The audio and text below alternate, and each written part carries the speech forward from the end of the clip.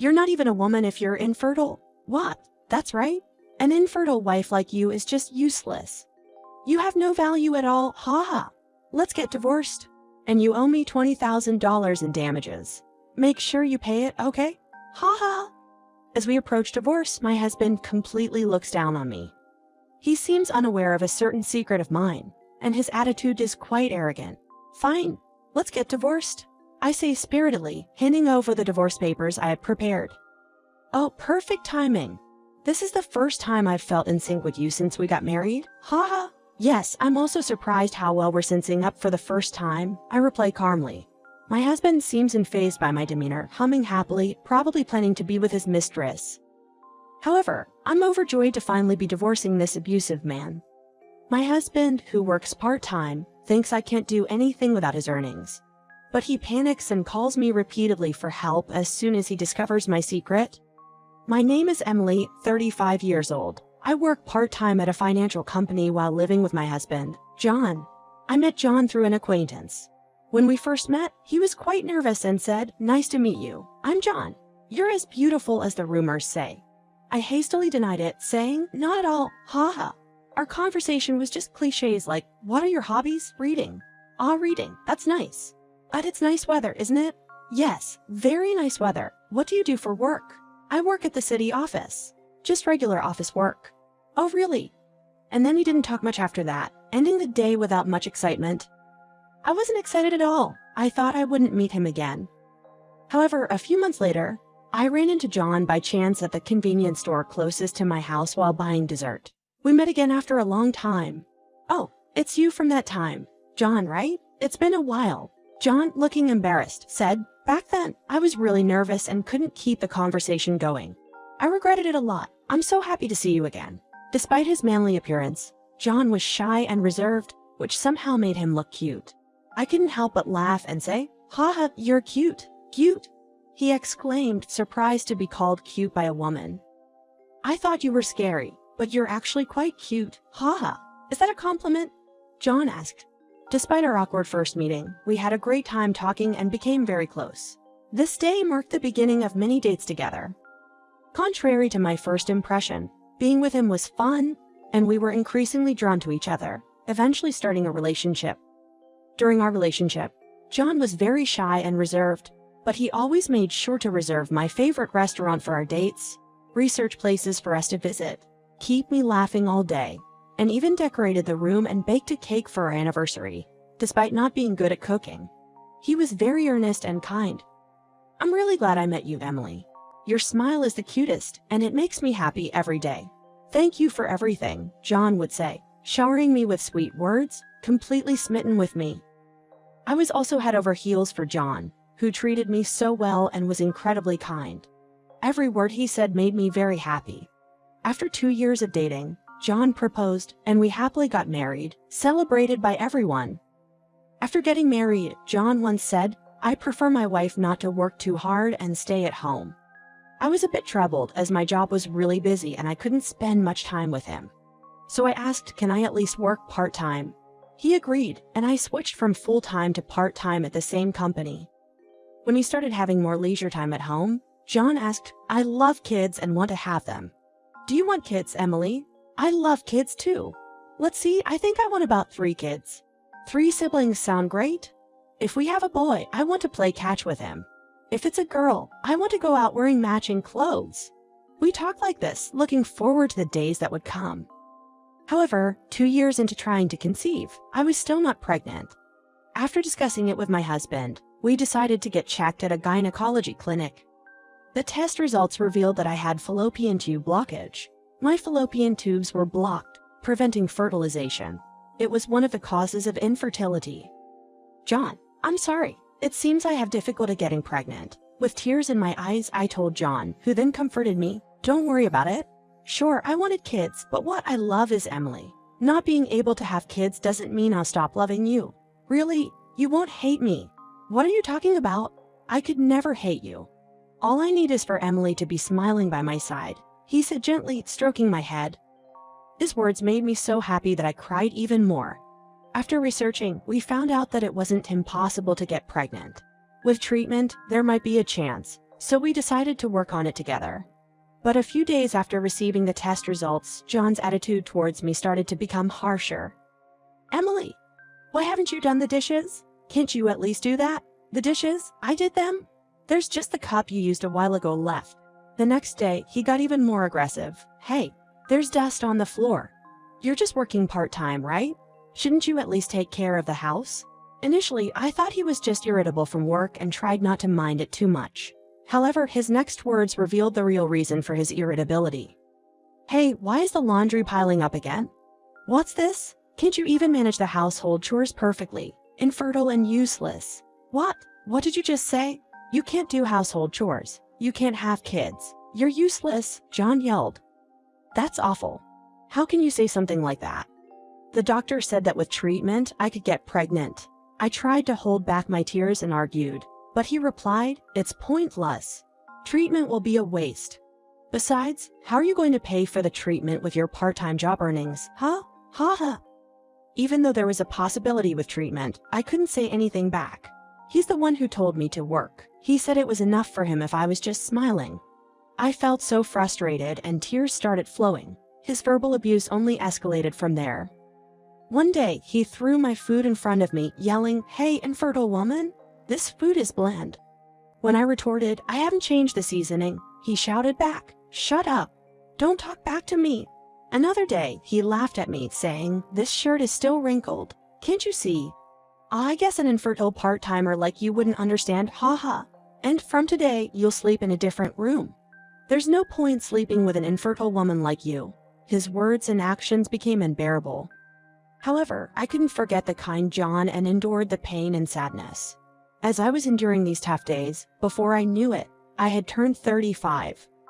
After turning 35, the chances of getting pregnant apparently dropped significantly. I was waiting for John to come home to ask him again about trying infertility treatment, but he didn't return even after his usual time. Around midnight, when John finally returned, I said, "You're late. I wanted to talk to you." To which he replied, "Now. I'm so tired and busy, and you can even consider that." My courage was crushed, and I just said, "Sorry, maybe some other time." And so I never got to have that conversation. I kept waiting for a day when John would come home early to talk to him, but his returns became later and later every day. "You've been coming home late recently. Is something wrong? Stop interfering, you infertile woman." He spat those words and refused to listen to me. On a day filled with such unresolved thoughts, I couldn't sleep, so I decided to watch a movie in the living room until I felt sleepy. Suddenly, I heard the front door open. John had returned. It was 1 o'clock, and the date had already changed. When John entered the living room and saw me, he frowned and said, "Ugh, why are you still awake? Go to sleep already. You're annoying." As if I was a nuisance. What? I couldn't sleep, so I just came to the living room.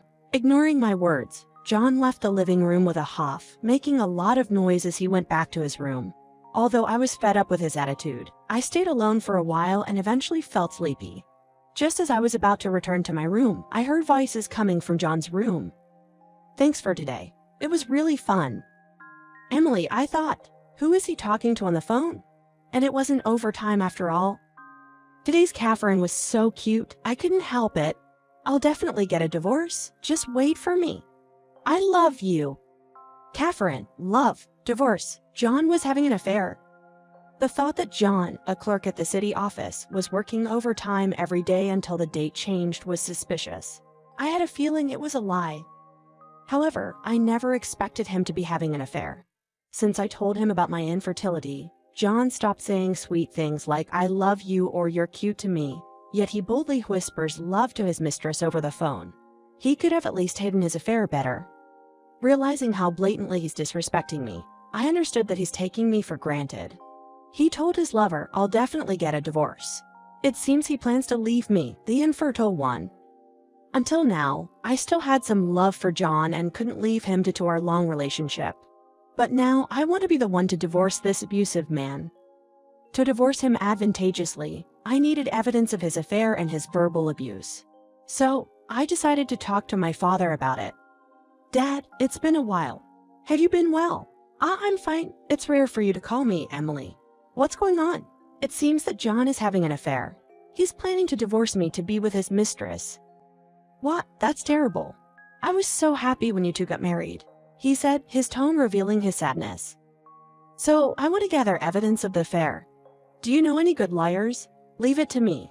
I'll do anything for you, Emily. Thank you. After ending the call, I waited for a few days for my father's response. During this time, John kept insulting me, calling me useless, worthless woman, infertile, good for nothing. But I didn't care. In fact, I wanted him to keep insulting me, because I was recording all his verbal abuse to use as evidence for my divorce. The more he insulted me, the more evidence I gathered. He was unaware that his foolish behavior was just adding to the proof against him. Finally, my father contacted me. I've got solid evidence of John's affair. My acquaintance took care of it. He betrayed my precious daughter. He won't get away with this, said my father, even angrier than me. He was truly reliable. My father is the president of the company where I work part-time. My father founded a financial company, which will celebrate its 50th anniversary next year. Actually, to speak for myself, I come from a wealthy family and I'm the daughter of the company's president. My father, being in the financial industry, has many connections, including liars. That's why I consulted him and sought his help. One day, when all the evidence was ready, I waited for John to come home to discuss divorce. He entered the living room humming a tune, looking exceptionally cheerful. "Oh, you're here," my husband said, unusually smiling at me. While I found his behavior creepy, I replied, "Of course, I'm here. This is my house too. What's up? You seem in a good mood." "What? You're talking back now? Well, good. Let's get divorced. Right now. What's the rush all of a sudden? You're not a woman if you're infertile. There's no reason to continue our marriage with a woman who's not a woman." "What? That's right. An infertile wife like you is just useless. You have no value at all, haha. Let's get divorced." While I was exasperated, I replied, "Fine. Let's get divorced. I was going to suggest it today too." "Oh, perfect timing. This is the first time I've felt in sync with you since we got married, haha. Yes, I'm also surprised how well we're syncing up for the first time." He seemed very pleased, probably planning to be with his mistress, Catherine. "And you owe me $20,000 in damages. Make sure you pay it, okay? Haha. What damages? It's your punishment for marrying me despite being infertile. You wasted many years of my life. Of course, you should pay the property division, haha. Though I doubt you can afford it with your part-time job, haha." As we approached divorce, my husband completely looked down on me. I handed over the divorce papers I had prepared, feeling spirited. "Preparation is good, isn't it? Here, I've signed it. Now I'm free," he exclaimed, raising his arms in joy. "Oh, by the way, you're the one who's going to pay the damages." "What did I do?" "You're the bad one, aren't you? Did you think I didn't know about your affair? With Catherine, was it?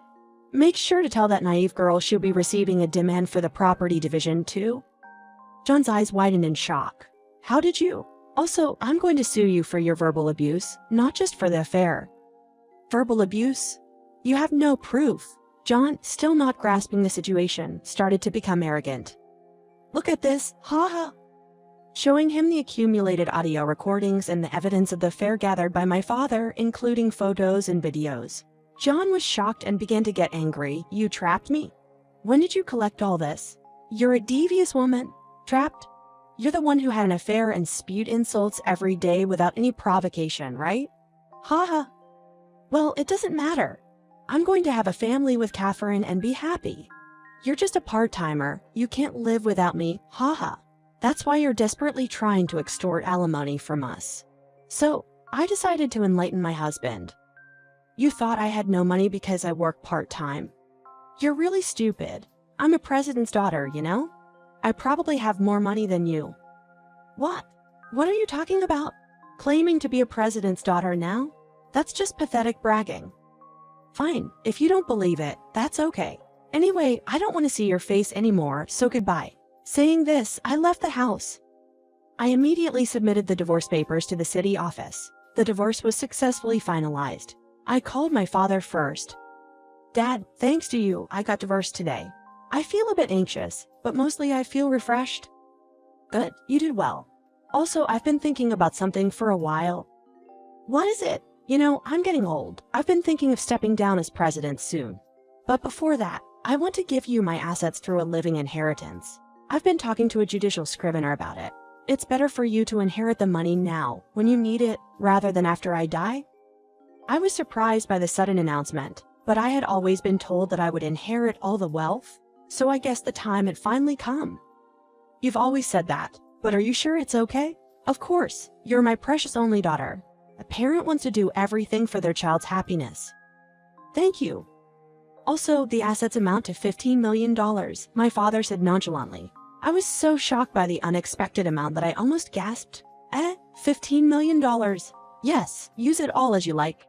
And why don't you come back home for a while until things settle down? Maybe I will return home for now. Sorry for everything, I replied and ended the call. I decided to live at my parents' house, where they warmly welcomed me. A few days later, I received a barrage of calls from my ex-husband. Over 30 missed calls. While checking the call log, I decided to answer, despite my suspicions.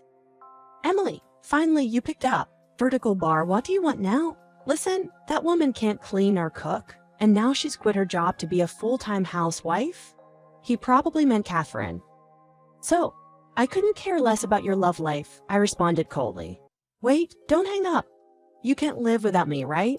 I'll kick her out, so come back to me. John pleaded. I told you before, I'm a president's daughter. My father owns a financial company. Recently, he gave me a living inheritance. It's $15 million. You never cared, so you wouldn't know what my father does or even imagine it. Ha ha. What's this about $15 million? That can't be true. I never heard anything like that when we were married. Indeed, I had never properly told John that my father was a company president and that I was his daughter. Because of our family's wealth, I often attracted men who were only after money when I talked about my father's job. Until I married John, I had been deceived by many men who were after my family's money, so I had always hidden the fact that my father was a president and we were wealthy. Even after getting married, since my parents lived abroad for a long time, John rarely met them and never knew about the company. We never held our marriage greetings at my parents' house but at a restaurant, so John had never seen their mansion. But you worked normally, didn't you? I was working because my father said it was part of my social education. I didn't know that. I didn't tell you. When my parents returned from abroad and wanted to meet you, you were already having an affair and were abusive. How could I introduce you to them? Ha ha. John, now mumbling and hanging his head, seemed to have an idea and suddenly looked up. But wait, you said you received a living inheritance, right? That money you got before we divorced should be divided between us. I'm going to be rich too. He seemed overjoyed. Did he even like Catherine, or was he always just after the money? He betrayed me for an affair, but ultimately he's just chasing after money. A hopeless case. Just so you know, the assets I inherited as a living gift are my separate property and not subject to division in the divorce. You're really stupid. So stupid it's disgusting, ha ha. No way, I could hear him crumbling over the phone. Anyway, I'm hanging up. I don't want to talk to a man who sees women as tools. Disgusting, bye. I hung up without waiting for his response. I felt relieved, having finally voiced all the frustrations I couldn't express before due to fear of my husband.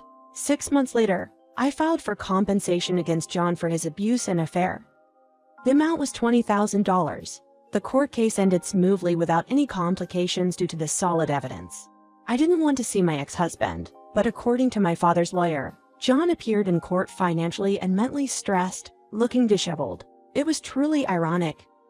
As for me, I started arranged dating and met a wonderful younger man. After 2 years of dating, we got married last year.